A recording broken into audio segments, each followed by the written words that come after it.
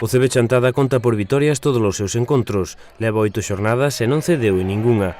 A pasada xornada enfrontouse ao Rosalía de Castro, o cal venceu por 87-92.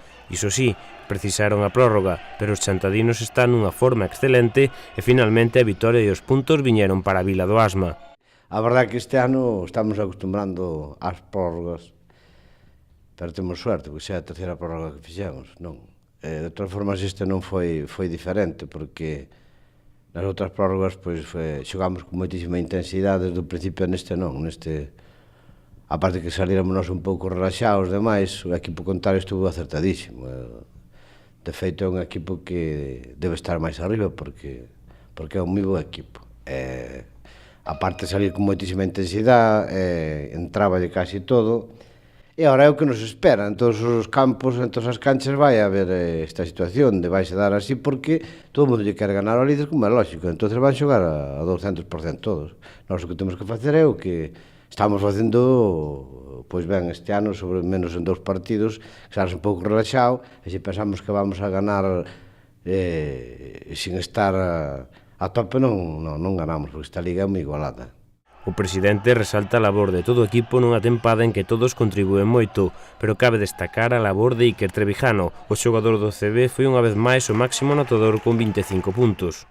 Iker Trevijano é unha referencia grande nesta liga, pero o mellor deste equipo, ademais digo de verdad, que nunca pasou, é que todos os xogadores aportan. Nunca se deu esta situación de que tiñamos meus 6 ou 7 xogadores aportando e o resto xogaba pouco, non aportaba tanto, pero a verdade é que hoxe para falar de Iker Trevijano, pero ben Jacobo e mete, ben Rubén e mete, outro día en Santiago foi outra vez, meteu Jacobo, meteu Rubén, meteu Marcos, que son chavales que están respondendo non máis do que nos esperamos, pero sí é verdad que eso, que aparte que sea Trevijano referencia, eles están axudando tanto como Iker. O presidente está moi contento co arranque desta tempada, algo que no mesmo clube non se esperaban. Non, claro que non, nós temos esperanza de que teñamos o mesmo equipo do ano pasado con 2 incorporacións que teóricamente, sempre teóricamente, que despois na práctica hai que leválo a práctica, efectivamente, pero tiñamos a esperanza porque temos mellor equipo, pero hasta extremo de ir imbatidos, pois posiblemente non, porque xa che dixen antes, eu vou dicir que esta liga é moi igualada, en calquer sitio podes perder, Agora hai un parón moi grande, non se xogará ata o vindeiro día 18 de xaneiro e García espera que non lle afecte o equipo e que a racha non se rompa.